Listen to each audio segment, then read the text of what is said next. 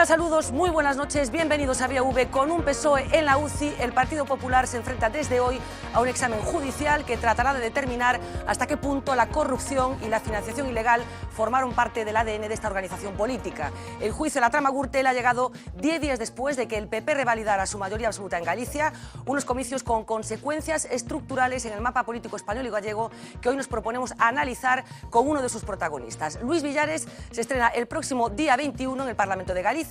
Lo hará como responsable del segundo partido más votado en nuestro país. Esta noche lo recibimos de nuevo en Vía V. A cidadanía de Galicia díxonos que nós somos hoxe a segunda forza política do Parlamento de Galicia e somos hoxe os que representamos o antagonismo Partido Popular. Primeira forza de oposición hoxe e mañán a forza de goberno. Vimos para quedarnos, vimos para construir, vimos para comprometernos dende hoxe e para sempre un proxecto que vai para largo.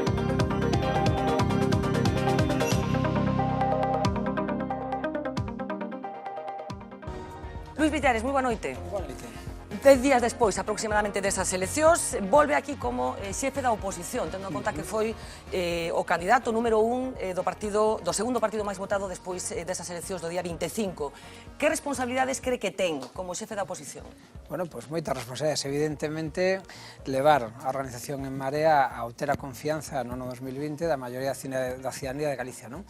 Sabíamos que este reto era difícil porque tiñamos pouco tempo para presentarnos en sociedade, para presentar ben o noso programa, para afianzarnos como forza que dese seguridade e certeza ao conxunto do país, e agora temos o reto por diante de, en primeiro lugar, fiscalizar ao Partido Popular na súa acción de goberno e, en segundo lugar, e tan importante como a primeira, estar na rúa, escoitar, levar ás institucións a pulsión social da rúa e tamén nesa posibilidade tamén executar o noso programa, aínda que seña desde a oposición. Bueno, imos manter esta conversa e compartila con Laura Araujo, moi boa noite. Ernesto Sánchez Pombo, moi boa noite. Xosé Luis Barreiro, boa noite. Lorenzo Fernández Prieto, boa noite tamén. 14 deputados melloran o resultado da Alternativa Galega de Esquerda, sorpaso o PSDG en número de votos. Sin embargo, por que vostedes mesmos están transmitindo a sensación de que non estiveron á altura do que agardaban?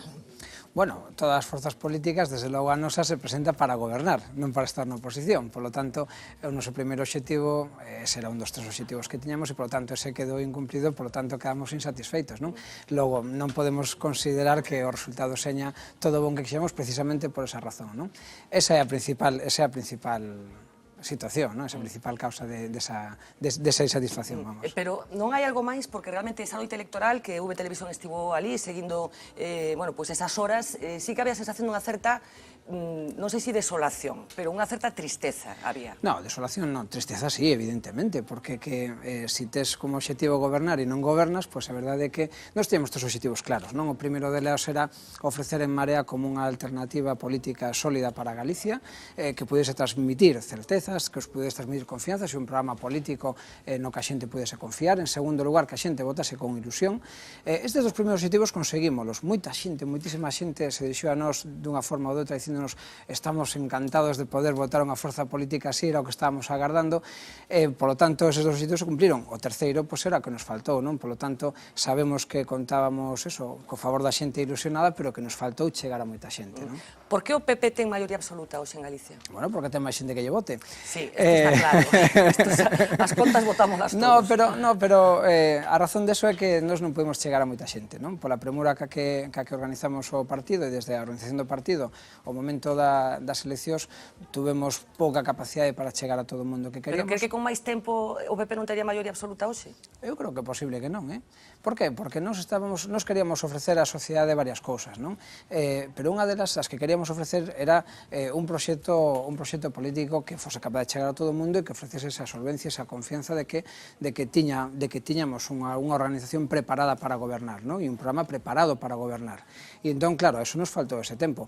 Tamén é certo notou que o Partido Popular formulou a campaña en termos moi presidencialistas, non? Máis que unha campaña parlamentaria, parecía unha campaña presidencialista. E, por lo tanto, aí Núñez Feijóo, como candidato ao Partido Popular, partía con moita ventaxa. De feito, eles formularon a propia campaña tamén neses términos, non? Eso nos prexudicounos na medida en que o candidato era bastante descoñecido cando empezou. Non agora, pero sí cando empezou, non? Pero ser coñecido non ten por que ser unha ventaxa inicialmente.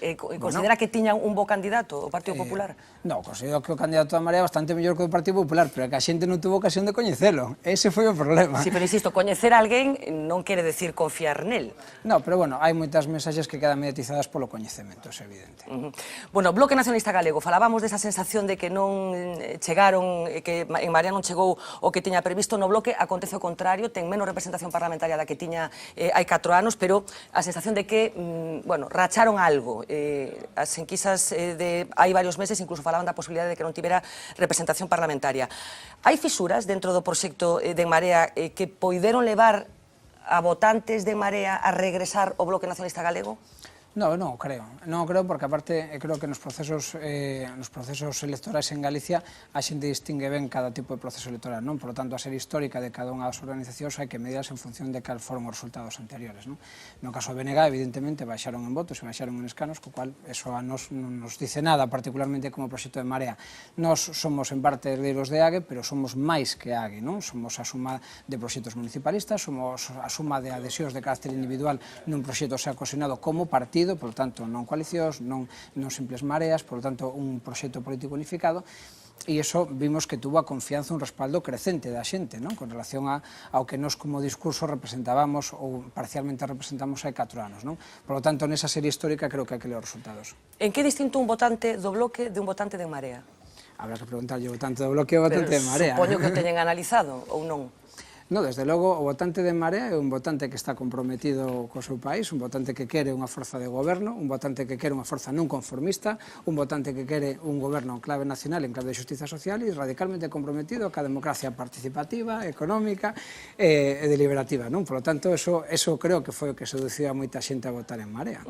Pero non ve diferenzas, porque isto mesmo, o mellor podíamolo aplicar tamén ao Bloque Nacionalista Galego. Están competindo polo mesmo espazo electoral, digamos? Non o sei se estamos competindo non, porque nos aspiramos a ser hexemónicos, políticamente e socialmente. Non sei se é o caso do BNG. Nos sí, porque nos pensamos que temos un proxecto que é bon para a maioría da poboación e que é bon para a maioría dos intereses da cidadanía de Galicia. Por lo tanto, nos aspiramos a ocupar esa centralidade non política, pero sí social do noso país.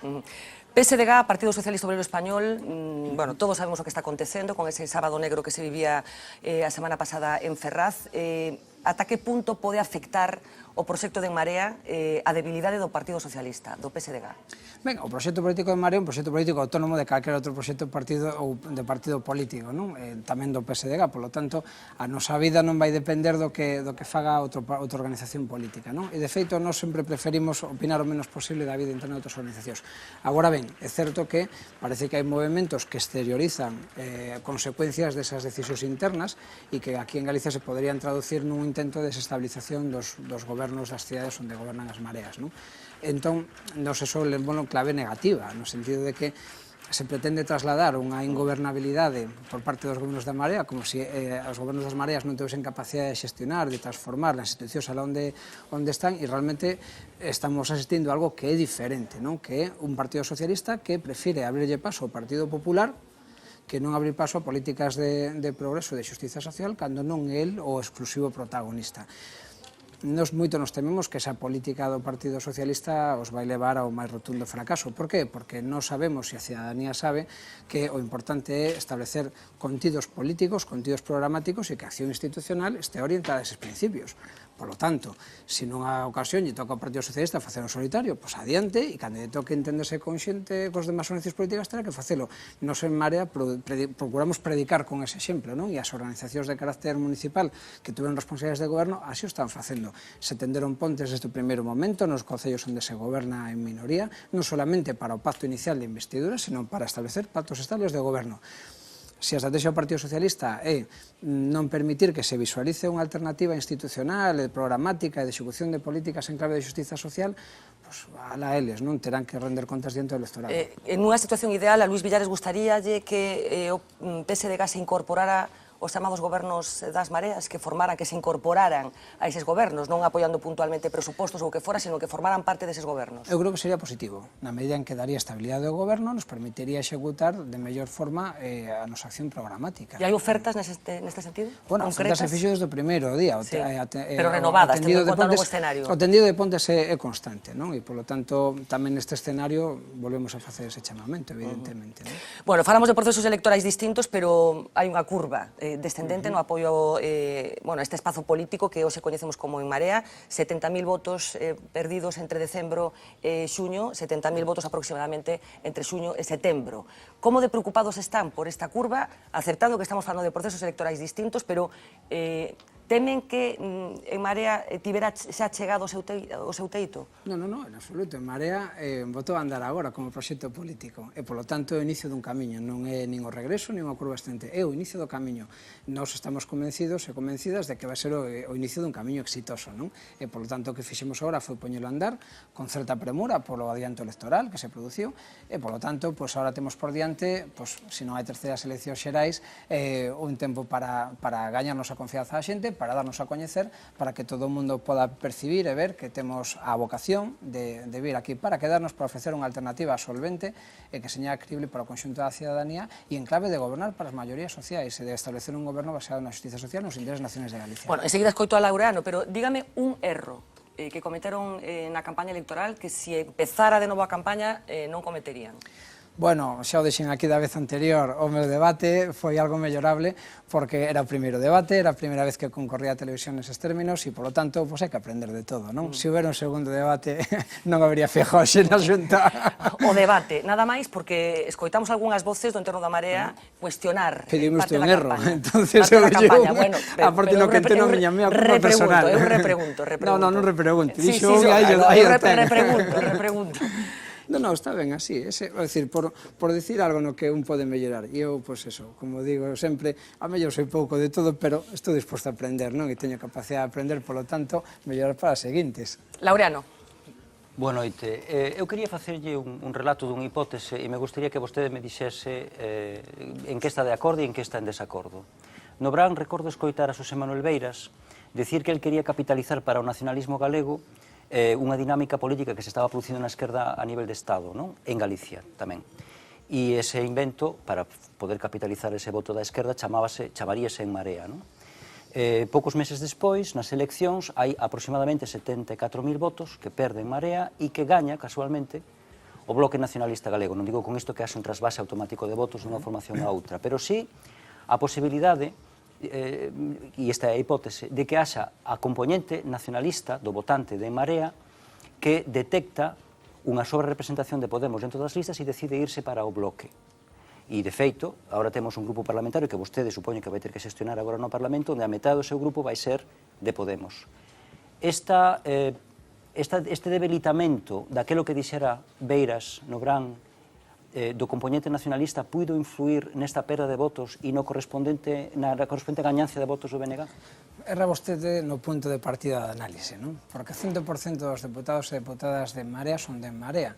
Por lo tanto, con a independencia de que tuvesen unha afiliación allea a En Marea, dunha ou de outra procedencia, todas e todos defendemos o mesmo proxecto, e que un proxecto nacional para Galicia baseado nesas dúas variables que teño comentado tantas veces de democracia e xustiza social.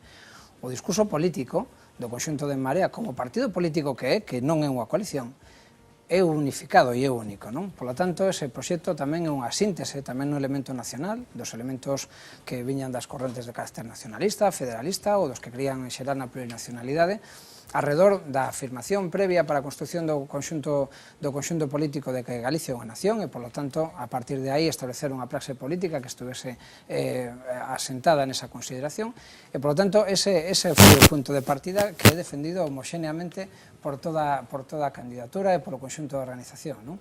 Se tivemos ou non tivemos máis tempo para dar a coñecer tamén o electorado nacionalista que teñemos unha oferta na que podía encaixar porque fomos un elemento sintético no que se encontraron varias sensibilidades pero que entendemos que todas elas poden ter cabida nesta concepción que nos temos do país, pois é algo que intentaremos remediar co tempo, como dixen, porque temos por diante un par de anos para vostede contaba con que a Nova tivese 2 deputados. A Nova... Perdón, sí, a Nova, non? Sí. Tivese 2 deputados. Onde? A ver, dentro de Marea... No, dentro de Marea, no, olvídese. En Marea solo hai diputadas e diputados de Marea. Ustedes teñen que provenientes de Marea. No, teñen que empezar a entender que a dinámica política de Marea é de partido. E que, polo tanto, o partido é afiliación individual. Respetamos a doble militancia, recoñecemos, é unha dos nosos signos de identidade, pero non hai de estar por cuota de partido, nin por Anova, nin por E usted cree que os lectores non fan esa, os cidadanos non fan esa lectura? Non, eu creo que non. Eu creo que non porque estamos trasladando esa idea de que somos unha organización política, única e unificada, que temos un discurso no que se fai unha síntese deses elementos que concorren nel, non? E que, polo tanto, nos faltou tempo se cadra para explicar todo isto mellor? Sí, seguramente, sí. Por qué? Porque en parte da novidade que nos ofrecíamos electoralmente era eso, facer precisamente ese discurso superador da dinámica de coalición, superador dunha dinámica de federación, superador dunha dinámica de suma de individualidades para ofrecer un discurso único e coherente. Eu creo que eso vai ser percibido moi ben a medio prazo por el electorado. O sea, que está en condicións de asegurar que nos próximos 4 anos esa doble militancia a que vostede apela non se vai a converter noutra cousa, nunha primeira militancia en Esquerda Unida ou en Podemos ou en Anova, e o segundo a pertenencia en Marea. Está convencido de que non vai haber... Dixeno desde o primeiro día. Digo o conxunto da organización que respalda isto. Nos viñemos para quedarnos. Ahora, falta que ande o tempo para que vaya vendo. Pero a primeira semana ninguén creía en nós, cando levan 2 tampouco, 3, 4, bueno, pois seguiremos facendo entrevistas e verán co tempo que isto vai ser así. Bueno, isto imos guardalo ben, porque no, por suposto. Ernesto. Boa noite, señor Villares. Aceptando eso de que é unha organización única, o líder, que vai ser vostede, o líder da oposición, eu entendo que ten 2 carencias importantes. Primeiro, vostede non ten territorio, eso que dicen os del PP, yo mando en este territorio, poño os votos riba da mesa e tal. Vostede non ten territorio. Evidentemente, vostede se presentou por Lugo, pero non ten un territorio como ten Baltar en Ourense, por decir algo. Xa sei que non querría vostede ter o mesmo territorio ni nas mesmas condicións que Baltar, non? Pero bueno, pero quero dicir, para que se me entenda, vostede non ten territorio, nin tampouco ten un gran peso orgánico en Marea. Vai poder, vostede pensa que vai poder desenrolar o traballo con absoluta liberdade, con todos os elementos que precisa para ser o xefe da oposición sin ter que estar mirando para atrás? Mira, Ernesto, o meu territorio como líder da Marea é o territorio nacional de Galicia. Ese todo o territorio... Pero me entendo usted perfectamente o que entendo, quero e esa é a miña resposta a esa pregunta. Por lo tanto, eso aparte me limitaría. Se tivese un territorio concreto, habería outros territorios que a mellor me visen como un territorio concreto. Pero dá moito peso na organización, o territorio é o conxunto do país, non? Porque a oferta electoral é para o conxunto do país e o proxecto político é para o conxunto do país, non? E en segundo lugar, como en canto ao peso orgánico, eu sempre dixendo desde o principio, considero-me fillo da confluencia. Moitas e moitos que estamos aquí xa somos fillos directos da confluencia, porque xa nos aderimos, bueno, aparte que a adhesión a incorporación a En Marea é de carácter individual, non de carácter colectivo, ou por medio de pertencer a un partido, que un pertencese previamente a un partido non o facía directamente estar en Marea, a diferencia de outras fórmulas políticas que existen por aí adiante.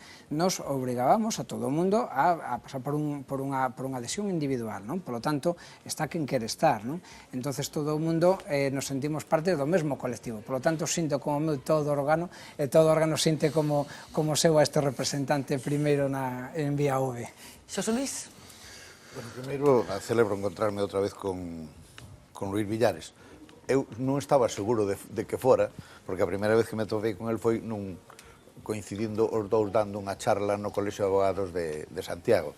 E ele era o que me precedía a min, e eu empecé a miña conferencia facéndolle grandes eloxios a un tipo de xuiz que non conocía e que me reconciliaba enormemente coa función. Despois fixenlle grandes críticas como político no seu estreno, pero son 2 cousas distintas. Estou disposto tamén a eloxialo, se algún día no meu criterio, obviamente, me o merece como me merecía aquel día na súa interpretación como xuiz. A ver, eu voulle dicir 2 cousas que son matices ás súas palabras para despois facerlle 2 preguntas. En primeiro lugar, non é extraño que a xente non acepte de todo esa idea de que Marea é un partido de adhesión directa, porque a súa formación foi moi tardía, foi moi complicada, por eso non lles dou tempo. É dicir, o problema, estas serían as 2 cousas. O tempo non... Pero quero dicir que non lles dou tempo non por culpa da historia dos romanos. Non lle dou tempo porque ustedes estaban facendo eso tan difícil que é unir cousas absolutamente distintas. A segunda... Bueno, na súa opinión distinta. O segundo matiz é con relación ao PSOE, pobre, verdad? E cando el non é protagonista. O PSOE nada menos que entregou, en términos generales, as alcaldías de Madrid e Barcelona, das que ahora tanto presume Pablo Iglesias como manifestación de xestión, entregounas absolutamente, eu creo que perdendo e non ganando nada, aunque eles supoño que facían para ganar. Dito isto, eu fagolle dúas preguntas que son estrictamente de profesor de ciencia política. En primeiro lugar está o tema de se usted cree que se pode intentar conseguir a maioría e asentarse como partido de goberno non estando situados no centro dunha estrutura política. É dicir, o electorado de Galicia votou tradicionalmente, leva 40 anos votando fundamentalmente conservador. E vostedes están situados obxectivamente, quer dicir, na visión dos electores, están situados non na izquierda onde está o PSOE, senón moito máis á izquierda do PSOE. A pregunta é esa, pódese alcanzar, hai algunha forma para facer ese milagro que desde unha posición de izquierda, claramente de izquierda, non vou decir máis que eso, se pode alcanzar a maioría nun país de dereitas, como se pode lograr eso? En segundo lugar, usted cree que os galegos poden creer na unidade desa oferta, na súa continuidade, cando, por exemplo, ao día seguinte, aos mesmos traballos que foran precisos para compoñer a alternativa e que retrasaron o proceso, volveron a ser outra vez elementos de crítica nas dúas partes, é dicir, as mareas decían se houbéramos ido sin Podemos, houbéramos tido máis identidade, e os de Podemos decían se houbéramos conservado a nosa posición, houbéramos tido un resultado distinto. Con unha, xa termino, con un matiz claro. En esas queixas que facían un dos outros, eu creo que están claros dúas visións distintas da política do país. En Marea, no fondo, xoga máis a unha política galega, e Podemos xoga máis a unha política xacobina, verdad? E, por tanto, non sei se se poden atar esas dúas moscas polo rabo e facer eso que usted ten moito dereito a intentar, pero me parece moi complicado. Evidentemente. Mire, en relación ao primeiro, eu quero desmitificar diante de usted, non sei se será posible, que señamos un país de dereitas no sentido de que eso nos obligue irremediablemente a votar sempre á dereita. Quero dicir, a ciudadanía vota e escolle, e a veces, aparte, distinguindo un proceso electoral de outro, escolle cosas moi diferentes. Logo, existe unha capacidade de discernir entre un proxecto político e outro. Eu creo que a xente cando vota, evidentemente, nunca se equivoca e en cada momento pesan moitas cosas a hora de votar. É dicir, por exemplo, como analizamos os resultados de Ourense despois das críticas que fixemos nos a posición, por exemplo, de Baltar e ao que nos pareceu unha falta de ética, incluso de inmoralidade da actuación de Baltar, respaldado por Feijóo continuamente na campaña e que ainda se avance. Eso significa que nos consideramos que a xente premie eso? Non creo que premie eso. Non creo que haxe nunha sola persoa en Ourense que aprobe a conducta de Baltar. Pero creo que o que fan é ponderar outras cousas e a hora de decidir esa ponderación, votar, non? Por lo tanto, non só que consideramos, e aparte, se somos unha forza que queremos a transformación social, queremos tamén na posibilidade de transformación e de desfidelización de voto. Se non estaríamos perdidos, entonces só faría falta unha elección unha vez cada xeración, xa estaría, non? E como creemos que iso non é así, por eso é polo que estamos aquí, por eso é polo que presentamos unha oferta electoral diferente, por eso é polo que buscamos espacios de entendemento para agrandar a base social, para que teña un reflexo tamén político, non? Por lo tanto, nos creemos nesa posibilidade de transformar, e creemos que antes de que se produza unha elección non existen votantes do PP, nin do PSOE, nin da Marea, existen simplemente cidadáns e cidadás que van a escoller en función de determinados intereses que moitas veces, intereses e valores, que moitas veces están depositados nunha forza política, pero que poden verse refletidos tamén noutra forza política. Entre eles tamén, por exemplo, está o valor estabilidade, o valor confianza que poda xenerar unha forza política polo propio feito da solidez que teña ou da constancia que teña, non? Nos sabíamos que son un hándicap para nós, porque desde o momento en que votamos a andar como proxecto político non unificado, pagas o pato sempre de ser a primeira vez, inda que pretendas presentarte como algo moi sólido, non? Por lo tanto, esa é a primeira cuestión. En relación á segunda, eu non comparto que houvese esas críticas das que usted fala, desde logo porque aquí hubo un espacio político que fixo un análise tanto do espacio de Marea como dos espacios agregados en Marea que fixesen interpretacións particulares do resultado, todas foron na mesma dirección, e é que isto o camiño da unidade que iniciamos como en Marea é un camiño que non ten volta atrás, e, por lo tanto, ese discurso en Galicia está absolutamente cohesionado. E, por lo tanto, cando dicimos que viñemos para quedarnos, é porque vamos demostrar ao cabo dos meses e ao cabo dos anos. Lourenzo. Pois moi boa tarde, moi boa noite.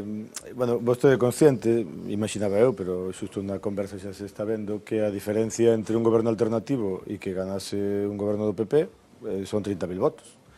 Ou a mitade, ou unha parte do electorado que votou nesta ocasión máis nesa dirección. Vostede consciente, seguramente, sin dúbida, de que o PSOE en parte fixo campaña contra el mesmo, non? Igual que o o decía agora, de que en algunhas cousas partiron de cero, en outras de menos. A mí, por exemplo, me chamou moito a atención que María non fora capaz de conseguir os espacios gratuitos, que sempre era unha teima de todos os partidos en que estuveran empezando. En fin, en ese sentido, pois, bueno, houve unha menor presencia nos medios públicos, por exemplo, non? Ou ninguna. E supoño que tamén é consciente de que nin o Partido Socialista nin a Marea aproveitaron en absoluto o marco da oposición durante 4 anos no Parlamento, o cal cando un vive nun régimen parlamentario e se presenta unhas eleccións é fundamental, porque hai un marco definido de liñas, de propostas, de políticas que tanto nun partido, nunha organización como noutra, estaban rotas. É dicir, os dous candidatos que empataron en número de diputados, pois, en fin, partían tamén de cero nese sentido. Non, en relación con isto, e xa que damos en falar do que eu chamo, non eu solo, me parece, Horizonte 2020, que como se chaman nos proxectos europeos a esta cuestión, na investigación, e agora hai un Horizonte 2020 electoral en Galicia, do que xa se está falando, as miñas preguntas son moi simples. Unha, e enlazan un pouco coas que se fixeron, creo. Como se vai producir o tránsito como tempestado, pensado vostede, decir, que folla de ruta, se ten algunha, que plan, que idea, para facer o tránsito dun partido instrumental, que así foi definido, con todos estes custes, de arrancar de cero, e un partido que pode ter doble militancia, pero que se quere partido, con territorio, dirección, organización, etc. É dicir, como concibe eso, ou que idea ten ao respecto, porque eu creo que iso é bastante importante. A segunda ten que ver justamente, se ten algunha idea xa, que mellor moi pronto, sobre como vai traballar no Parlamento. É dicir, hai algo definido, ou ten vostede algo na cabeza, eu creo que isto lle interesa a todo o mundo, non? É dicir, para que non se produza o que acabo de describir e que todos somos conscientes. E a terceira, como, nese Horizonte 2020, cree vostede que, máis alá da idea de hexemonía, que aquí todo o mundo quere ser hexemónico, pero a esquerda é plural, e como dixo moi ben alguén últimamente, o PSOE, falando do goberno do Estado, entende que xa non está solo, ou senón sempre gobernará a dereita, pois neste caso é o mesmo, é dicir, hai 4 forzas no Parlamento, e 3 neste Parlamento poden construir un goberno alternativo, e no futuro, pois posiblemente 3, ou 2, ou 4, pero non unha sola, non? Que idea ten a respecto desta pluralidade da esquerda para construir alternativa nese Horizonte 2020? Moi ben. Mire, con relación á primeira das cuestións, que é o tema do tránsito do partido instrumental ao partido convencional, nos chamámonos instrumental por 2 características concretas, non? Admitir a doble militancia e, en segundo lugar, conceder unha amplia autonomía política, logo, recoñecer unha amplia autonomía política ás mareas municipais, non? Que son dos elementos que moitos partidos non recoñecen. Para nós, eso a día de hoxe forma parte do noso ADN e, por lo tanto, non temos previsto a súa eliminación, porque para nós forma parte da nosa propia identidade, non? Creemos que iso é compatible ca idea de construcción dun partido sólido e forte que persista no tempo, e precisamente a solidez dependerá de que seamos capaces de respetar tamén esa pluralidade, non? Entón, eso para nós non é un hándicap, é unha virtude, non? Que, por outra parte, nos permitirá seguir agrandando espacios de carácter social e de carácter político tamén, sin dúbida ninguna. En relación ao traballo parlamentario, nós sabemos que 41 diputados do Partido Popular dan para moito, sobre todo para eles, non? Por lo tanto, sin querer falar dun amordazamento parlamentario, sí que é evidente que a maioría absoluta impedirá moitas veces a oposición facer un traballo, desde logo, xa para comenzar el legislativo que nos gustaría facer ou da acción do goberno, non? Por lo tanto, sabemos, e aparte tamén vai na nosa xenética, na nosa filosofía política, moito traballo a pé de rúa, é dicir, o traballo de carácter sectorial, o traballo de carácter territorial, tamén para gañar o conxunto do país para En Marea, porque somos conscientes que, en primeiro lugar, nin había mareas municipais en todos os concellos, e segundo, que eso non chegaba para amalgamar un discurso de carácter nacional. Por tanto, ese traballo témolo por facer aí. E queremos facelo como quixemos tamén desde o principio, como está na nosa xenética, non? Desde o punto de vista sectorial, falando ca xente, escoitando, e a partir de aí tamén levando a acción, como resultado desta acción de rúa, a acción institucional. sabendo que nos vamos a encontrar cunha maioría absoluta que vai ser difícil entenderse, supoño que en algunhas cousas, noutras non, porque nós tamén tenemos a mao a dialogar e a falar sobre as cousas que son importantes para o conxunto da ciudadanía, pero sendo conscientes de cal é a trayectoria hasta ahora do Parlamento. E en terceiro lugar, con relación á pluralidade das esquerdas ou das dereitas en Galicia, volvo a afirmar de antes, non? Nos entendemos que o noso discurso político ten capacidade para chegar a unha parte crecente da poboación de Galicia, e nós non renunciamos a que como discurso podamos ser un proxecto que seduza a maioría social deste país. Por lo tanto, seducir esa maioría significa seducir no ámbito da esquerda e seducir no ámbito de xente que hasta ahora votaba o Partido Popular. Por qué? Porque nós nos negamos a pensar que seña imposible cambiar a estación política. Nos creemos no cambio social, creemos no cambio personal e tamén creemos no cambio de conducta electoral. Senón non tería sentido que nos presentásemos sabendo que había unha maioría absoluta previa. Por lo tanto, íbamos a traballar nesas coordenadas. Primeiro, para darnos a coñecer. Segundo, para merecer a confianza. E terceiro, para que a xente nos otorgue tamén esa confianza electoralmente, sabendo que as propostas que nos facemos de carácter político poden beneficiar a maioría social deste país, non? E, por lo tanto, merecer, ao final, un respaldo mayoritario. Esas son os eixos nos que pretendemos facer acción política. Deixen un momento, porque Xosé Luis falaba desas críticas que apareceron despois da noite do 25 de setembro, polas dúas partes. Houve unha crítica moi concreta por unha persoa que non está aquí en Galicia, pero que algún ascendente en Podemos ten, que tamén, por certo, está sometido ao seu propio debate interno, como todos sabemos. Falamos de Juan Carlos Monedero. El referiuse especificamente a En Marea. Días despois desas eleccións se decía isto. ¿Y por qué ha ganado Feijóo? Porque no hemos sido capaces de poner enfrente a alguien con la capacidad de convencer, cuando menos, a 3 personas de cada 10. Podemos se ha olvidado de que la credibilidad que ha tenido cuando nació era en sí misma, y que si hace lo que ha hecho en Galicia, de intentar desdibujarse, pues los resultados no son buenos. Bueno, estamos falando de Juan Carlos Monedero, non estamos falando de Carmen Santos ou da xente de Podemos, pero por que está tan seguro que esta vocación de ser compactos, na que vostede insiste tanto, non se vai romper como consecuencia de que hai unha parte importante de Podemos de Madrid que cree que En Marea non é un proxecto interesante para eles? Por que está tan convencido? Ten algún tipo de compromiso por parte deses deputados de Podemos que podemos compatibilizalos como tales? Teño o compromiso de toda a xente que entrou en Marea, que entrou a título individual e de forma voluntaria. Se iso é pouco compromiso en política, iso é todo en política, non? Iso para empezar. E en segundo lugar, unha voz concreta dunha persona non fai primavera, non? Tampouco igual que dicía o refrán. E, polo tanto, pois é unha opinión particular de Monedero, dunha persona que eu respeto evidentemente, pero que non forma parte do proxecto político de Marea. En Marea ten un proxecto político propio. Digo, porque 4 anos son moitos anos, quero dicir, a legislatura longa. Claro, pero eso se pode preguntar a calquera partido político. Non, quero dicir, porque o fácil sería nestes momentos falar do que aconteceu con a Alternativa Galega de Esquerdas, que todos sabemos, vostede me diría que eso era unha coalición electoral, que non era un partido instrumental. Bueno, isto xa o sabemos, non? Pero o certo é que ali esa vocación inicial podían tela tamén, pero pasou o que pasou, diría outro. Sí, pero nos dixemos aquí que este iba a ser de outra forma distinta. Xa establecemos unha forma de organización política diferente, que establece tamén mecanismos de funcionamento diferentes, mecanismos de implicación de toda a militancia diferentes, e que, polo tanto, crea os vimbios para un proxecto político diferente. Nos entendemos que a dinámica política galega requería a creación deste espacio político, desta ferramenta, que articulase unha maioría social conformada políticamente, do que xa veíamos que eran espacios de entendemento na base, e, polo tanto, creemos que podemos dar resposta eficaz a esa ansia de unidade, non? Por lo tanto, nos vimos para cada un nese sentido, ademais, non? Eu creo que calquera que vexa a dinámica política galega e o espacio nacional galego articulado políticamente ve que é diferente ás dinámicas políticas de carácter estatal ou que se poda dar noutras nacións do Estado, non?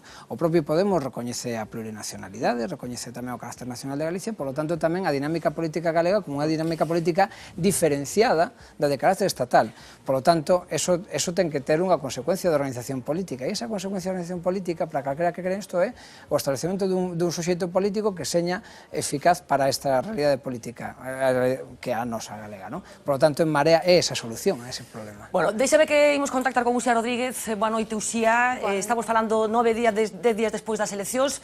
Pasaron cousas en todos os partidos, nomeadamente xa se ten falado da situación do PSDG, pero imos facer unha rápida fotofixa, Uxía, de en que situación se atopan nestes momentos as forzas que concurriron a esas eleccións, tendo en conta que o día 21, como decíamos, menos constitúese o Parlamento galego. Contanos. Un rápido repaso vamos a hacer porque, como decíamos, estamos en el día 9 tras ese 25 de septiembre y con la vista puesta ya en la constitución del Parlamento prevista para el 21 de octubre. La pregunta es, ¿qué ha pasado con cada uno de los partidos en estos días que podríamos llamar de transición? Porque lo cierto es que los caminos que han ido tomando son realmente opuestos. Empezamos en el PPDG, donde Alberto Núñez Feijóo se ha paseado dentro y fuera de las fronteras gallegas.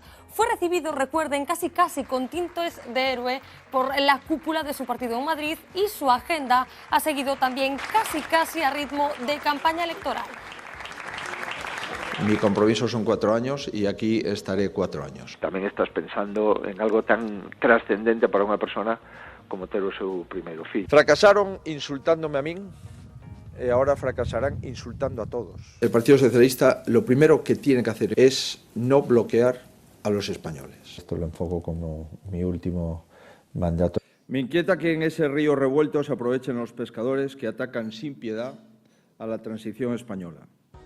Solo una pequeña recopilación de lo que han dado de sí para Feijóo estos 9 días. Con la estrategia completamente opuesta tenemos a Joaquín Fernández Leiceaga. El candidato del PSDG a la presidencia de la Xunta está literalmente desaparecido. No ha vuelto a hablar desde la noche del 25 de septiembre, cuando cosechó, recuerden, los peores resultados de la historia de los socialistas en Galicia. Ningún acto público y ninguna declaración.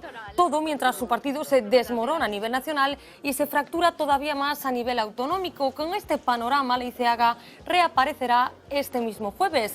Es entonces cuando reunirá por primera vez a su grupo parlamentario, a sus 14 diputados, entre los que también hay división con representantes de las distintas familias socialistas. Y hablando de familias socialistas, llegamos a En Marea, mismos diputados, 14 que el PSDG, al que superó en votos. Su particular terremoto tras las elecciones tiene varias formas. Críticas de algunos dirigentes decepcionados con los resultados obtenidos. Tensión en las ciudades gobernadas por ellos tras la ruptura del bipartito en Ferrol y un objetivo: cohesionar a un heterogéneo grupo. La mitad de sus 14 diputados llevan el sello de Podemos. Dentro de esos 7 encontramos además 3 bloques diferenciados. La suma sigue con los 3 escaños de los militantes de Esquerda Unida, otros 2 son integrantes de ANOVA, uno de las mareas municipalistas y un independiente, el propio Luis Villares. De división, saben, en el BNG. Recorriendo Galicia están estos días Ana Pontón, que tras las elecciones ha declarado abierta una nueva etapa en el bloque, una nueva etapa de puertas abiertas, pero que no convence a todos. Los críticos, los firmantes del llamado chamamento de Vidán, con Xavier Vence a la cabeza, ya han convocado una reunión para el próximo día 22. Los resultados no han cambiado su reivindicación. Quieren reformular el proyecto del bloque, acabar con la hegemonía de la UPG y reunificarse, dicen, contando también con el sector nacionalista de En Marea. Y por último nos preguntamos qué pasa con Ciudadanos, porque después de haber perdido más de 100.000 votos desde el 20 de sus aguas, están revueltas. La dirección gallega ha culpado a la estatal de imponerles su programa. Acusan directamente a Albert Rivera de no tener en cuenta las aportaciones de las agrupaciones de la comunidad.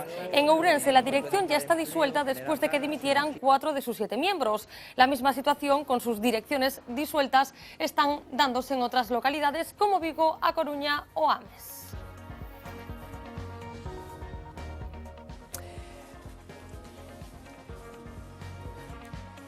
Bueno, pois este é o repaso que facíamos do que aconteceu dende esas eleccións do pasado día 25. Interésame determe no bloque renuncia En Marea a incorporar o bloque a que esa vocación de integración acabe chegando o Bloque Nacionalista Galego. Ten algún contacto directo, tivo algún contacto directo co responsable desta organización? Sí, mire, perdona, antes de nada. Antes de nada, a ver. Con relación ao terremoto, aquí non hai terremoto ningún. O sea, que alguén de fora de Marea faga unha crítica, non poden convertirlo nun titular dun terremoto. En segundo lugar, dado que todos os diputados son de En Marea, tamén é incorrecto que ustedes collan e os agrupen aí, porque aparte... Incorrecto non é. Sí, é incorrecto porque non son...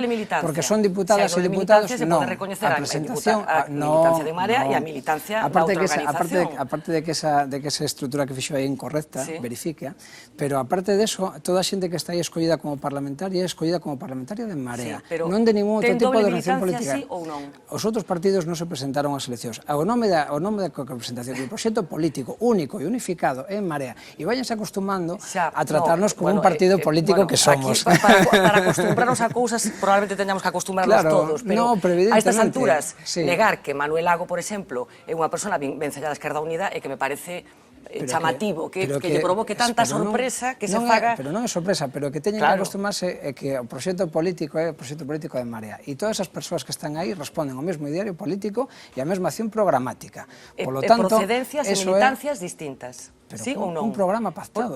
Sí, bueno, pero militancias distintas, sí ou non? A militancia de Marea. E a militancia tamén de Anova ou non? É que eu non lle preguntei se esa xente tiña carne ou non. No, pero vamos a ver, si recoñecemos a doble militancia, recoñecémola para todo, para que se forme parte dun grupo que é en Marea, pero tamén para recoñecer que, dentro do meu punto de vista como xornalista, que me parece moi sorprendente, non sei, que se enfade, porque se... Lle corrixo información nada máis. Pero que non hai nada que correxer, non hai nada erróneo no feito de recoñecer ou de apuntar ou de compartir co espectador unha información que é irrelevante. É relevante. Non é relevante. É relevante, decir que Carmen Santos é de Podemos e que Manolo Lago é de Esquerda Unida. Me parece que unha información que se non a compartiramos co espectador estaríamos sustraendo información importante, porque teño a sensación de que a xente non é parva tampouco. O relevante que o proxecto político é de Marea. Eso é relevante. Pero hai militancias distintas, sí ou non? Eu xa dixen que meteu sobre a militancia. Eu non sei se esa xente ten o carné que usted se atribúe. Pero que sí que sei é que teño o carné de Marea. Bueno, procedencias políticas diferentes. En segundo lugar,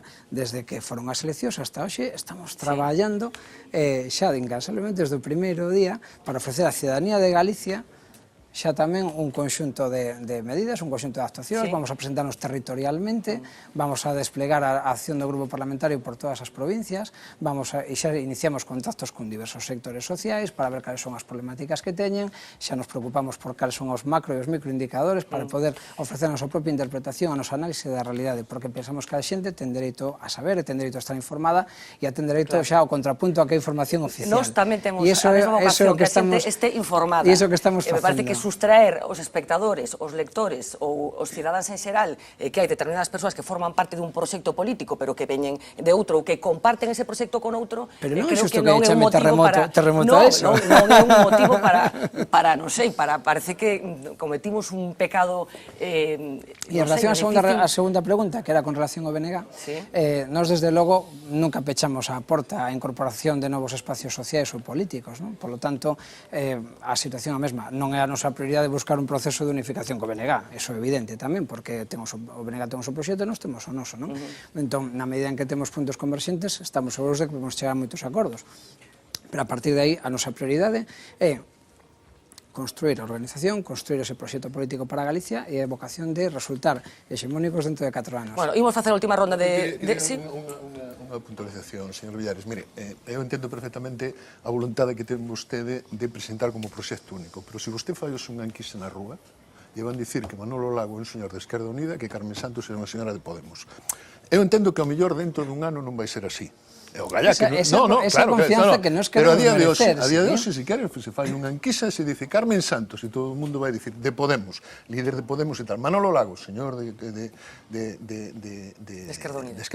Pero vou facer a pregunta, que vostede e eu temos a mesma procedencia que a provincia de Lugo, naturalmente, como tal, nos debe de preocupar.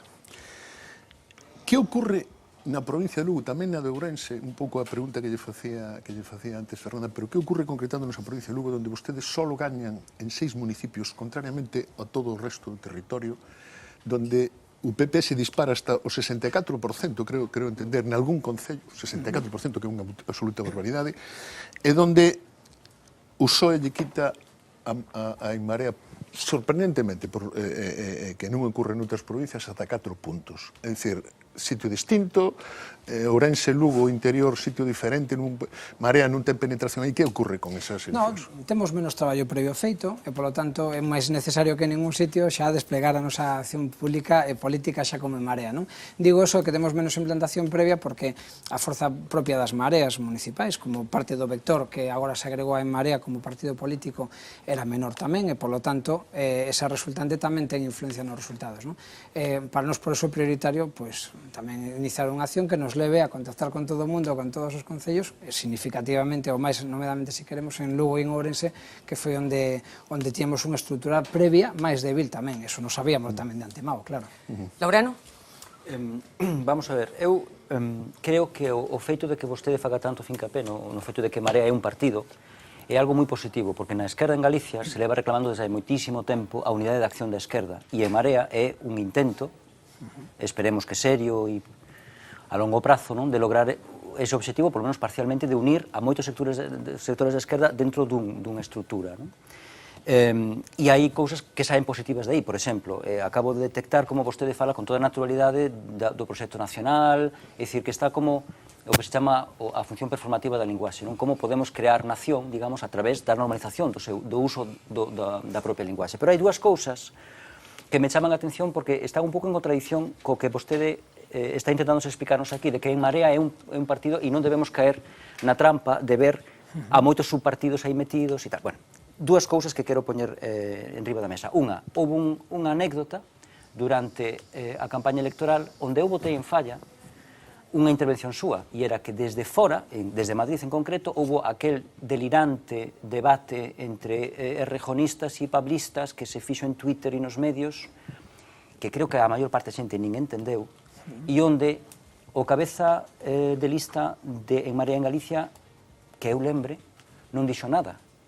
E eu, personalmente, votei en falta que vostede saíse á palestra e dicir non podo aceptar, como líder de Marea, que vostedes estean amosando tamaña falta de respeto connosco con un debate en plena campaña electoral destas características.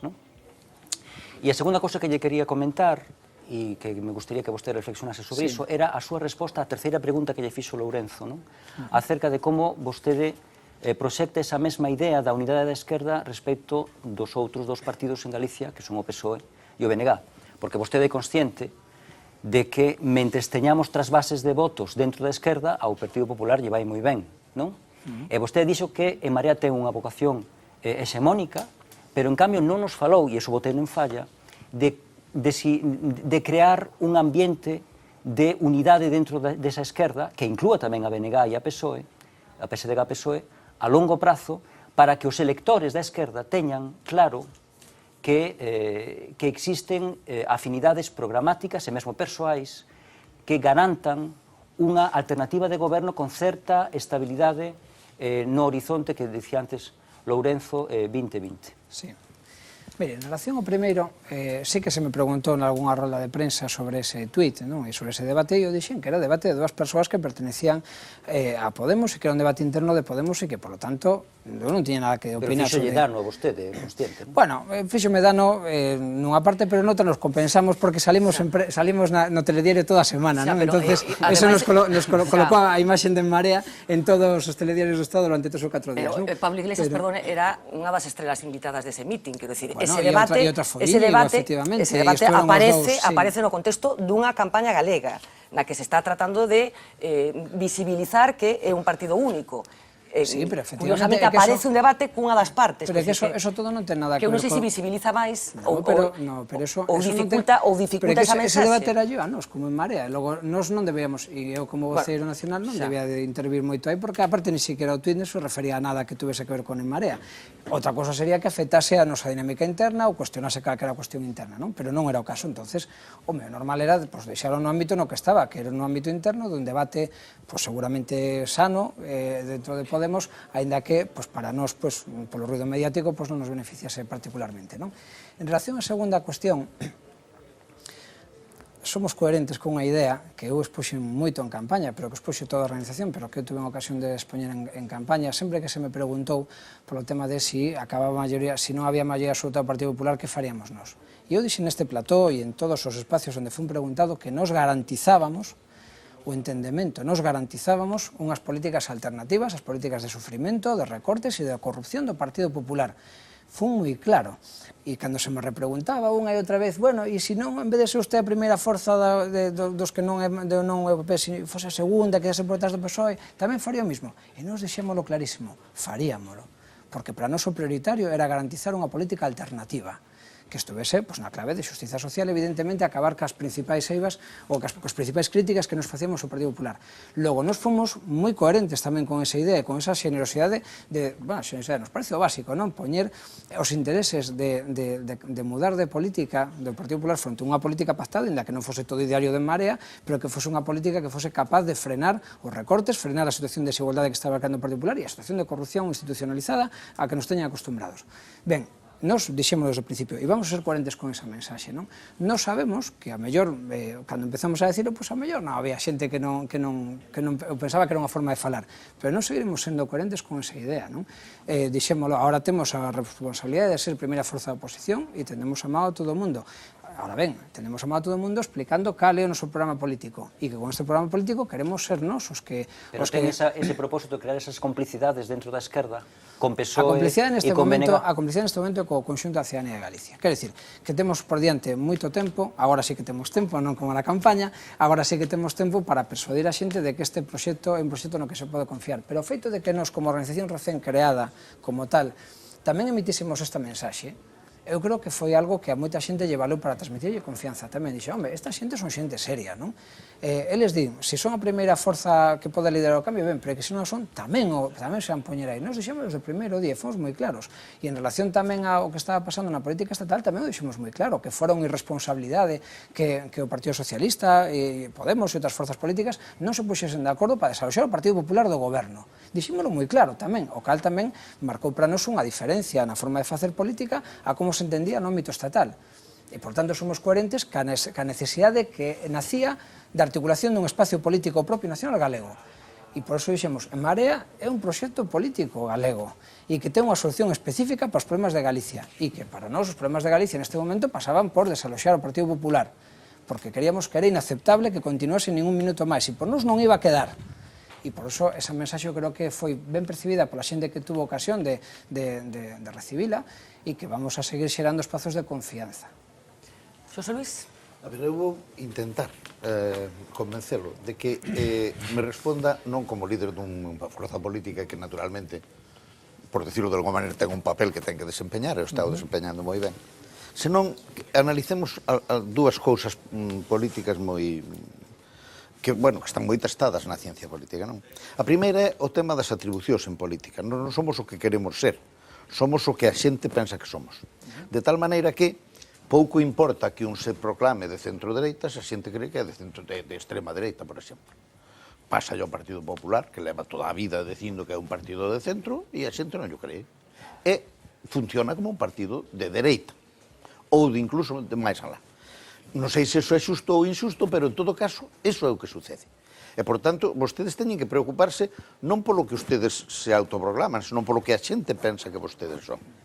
E iso vailles obrigar a facer evolucións estratégicas moito máis complicadas das que fai usted, que é un enunciado de decir isto é así, e a xente xa irá pouquinho a pouco confluindo, verdad, nesta cuestión.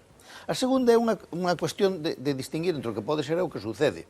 A ver, cando organizamos a Copa do Rei, sempre se organiza sobre un principio fundamental. Un partido de terceira división pode ganar a Copa do Rei, pero non a gana. Entón, nós o que imos falar, a política é o pero non a gana. A outra parte é a base da organización do sistema e tal, pero despois ven o pero non a gana e todos estamos esperando, venga, que pase toda esta parte e que llegue el Atlético de Madrid-Barcelona. Aí é cando empezamos a ver la Copa del Rey. Entón, esta parte é enormemente importante porque se vostede mira os sistemas democráticos do mundo, primeiro, os máis estables e os que mellor alternan son os que xogan no centro, é dicir, Coca-Cola, Pepsi-Cola. Por qué? Porque a xente ten moito medo a dar grandes pasos en política, non nos dá. E máis, cando se move e se queda sin lugar para ir, nunca vai cara onde os estaban conducindo, senón que vai cara ao outro lado. É dicir, pensemos, por exemplo, cando o PSOE contribuía a tirar a UCD, pensando que a maior parte do electorado do UCD iba a caer no PSOE, acaba caindo no PP, que estaba en descomposición, estaba a punto de ser tal. Por qué?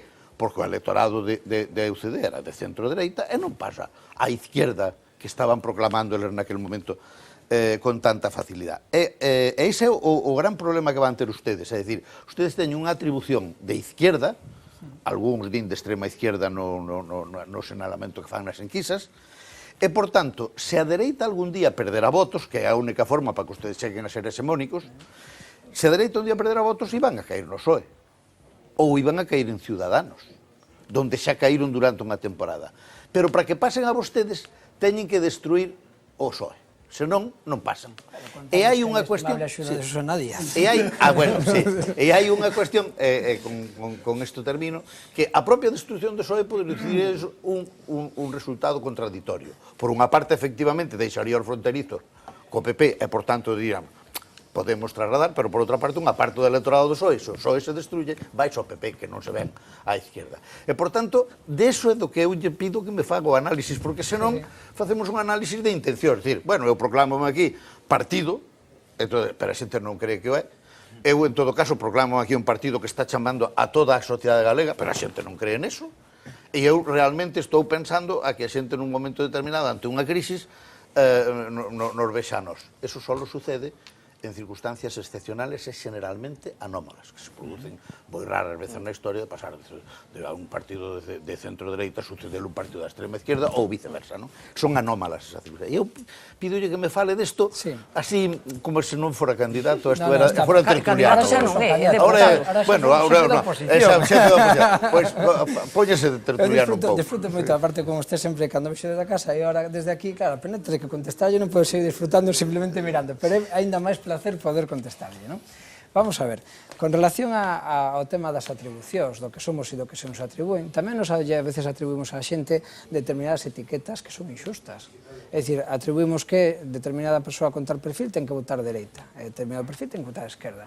A nos pareceríanos incluso mellor que moitas paradas ou parados debían de votar esquerda, están votando dereita e pensamos que as políticas de dereita son ineficaces para acabar con esa situación de paro ou situación de desigualdade, non? Ou como decía eu sempre, que a miña abuela Labrega, con pensión non contributiva, votase o mesmo partido que Emilio Botín, era unha anomalía política, non? Seguramente, non? E entonces nos temos que ser capaces de seducir para poder chegar ao que esa mesma xente ten etiquetada a si mesma, non? E despoxarse esa etiqueta para poder chegar a votar outra cousa diferente. Quero dicir que o problema de atribución non é solamente o problema de atribución elector con relación ao partido, sino elector en relación á súa propia consideración, non? E en relación a isto, creo que nestes últimos 2 anos, 2, 3, xa 4 anos, o comportamento electoral galego e no contexto español tamén ten demostrado que hai unha desfidelización de voto importante en sectores crecentes da población, que a mellor non de forma repetitiva, porque vimos tamén que a serie electoral non era tampouco nin homoxénea, nin no mesmo sentido tal, pero sí que demostrou a capacidade de desfidelización de voto.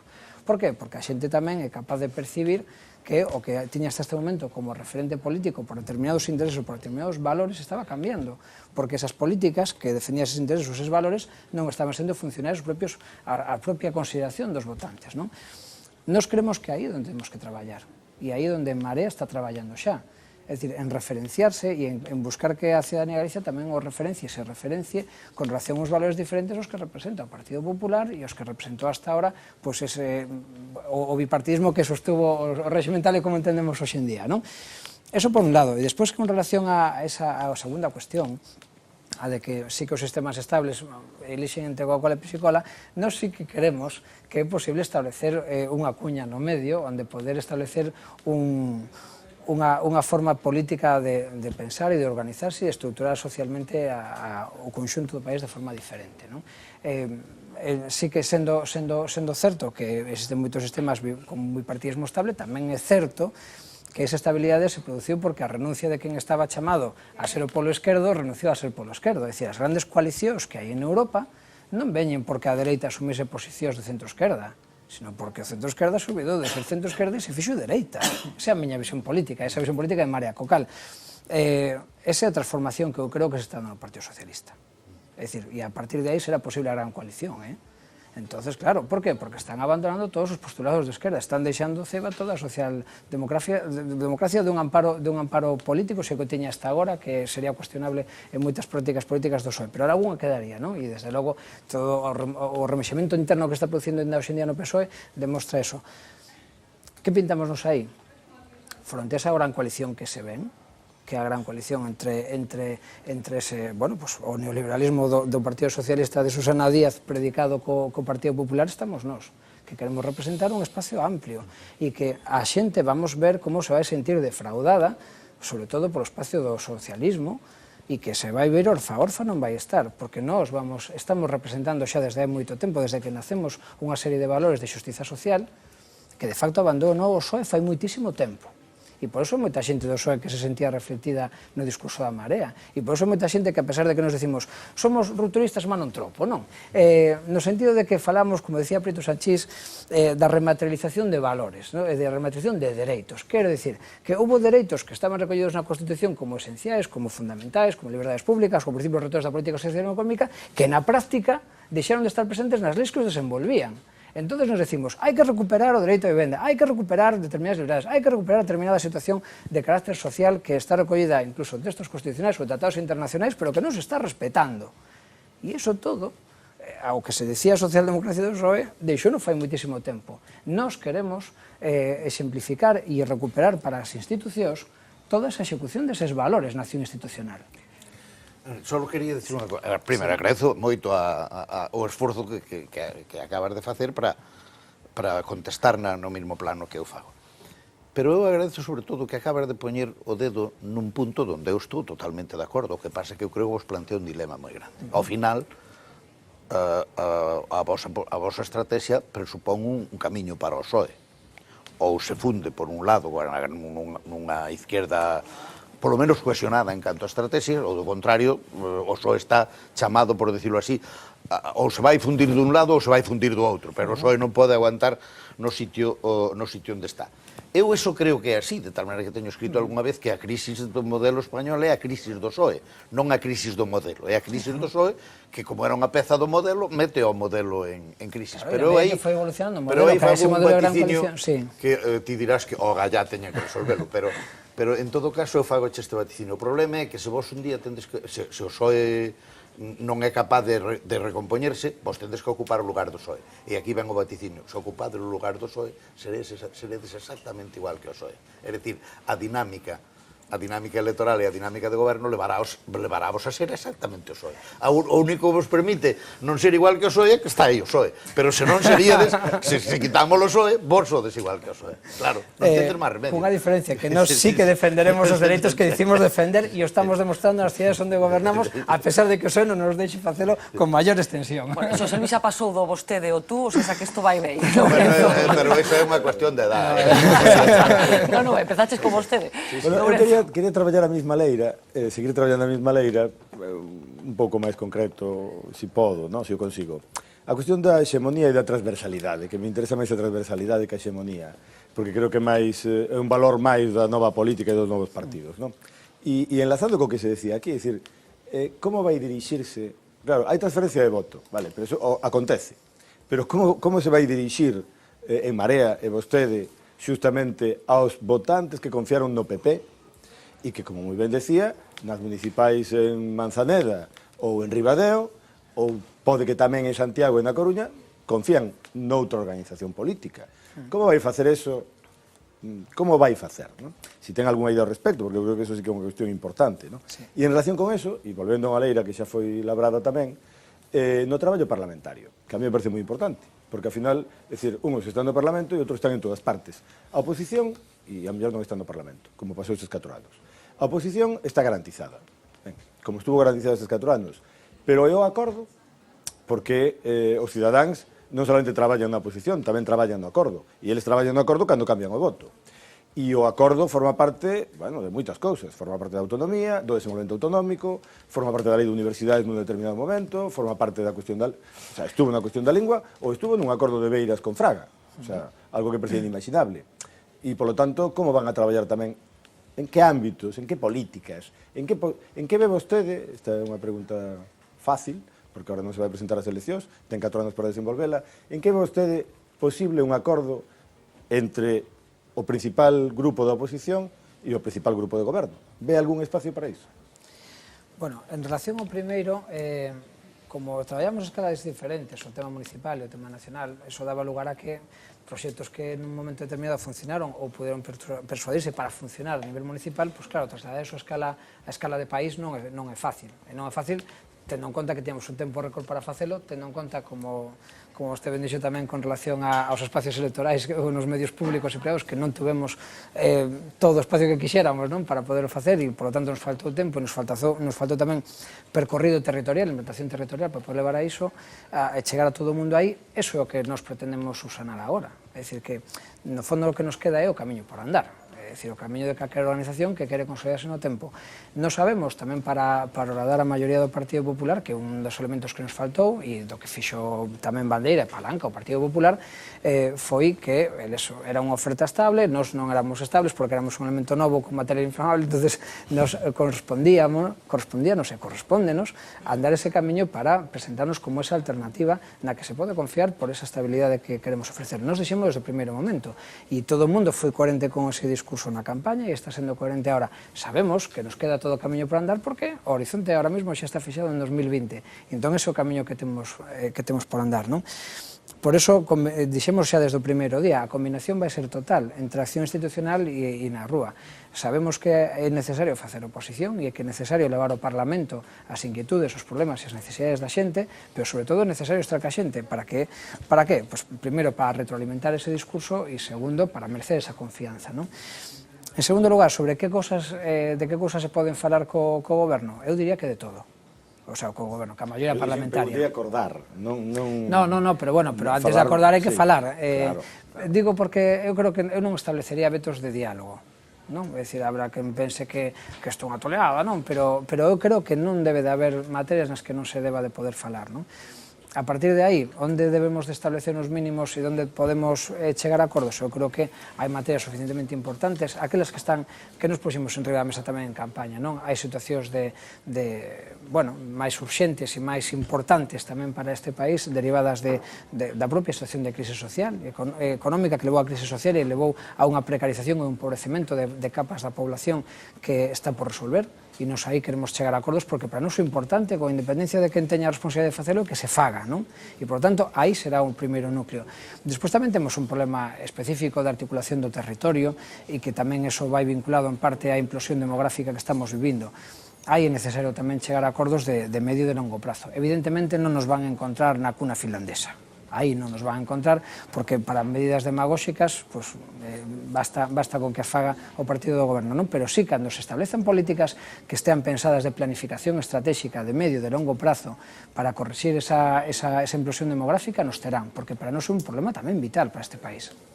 Luis Villares, moitísimas grazas por acompañarnos esta noche. Xa se acabou, bueno, foi máis dunha hora estivemos falando, e non nos rifle, porque lle demos información a xente. Nada, só faltaba. Porque simplemente facemos eso, contar de onde veñen as cousas. Era explicarles cal queremos que señor nos enfoque. Non, pero bueno, que tenemos ocasión estes 4 anos de ver se efectivamente esa vocación de cohesión se concreta. Simplemente o noso traballo, como decía, é ofrecer información. Verá como si.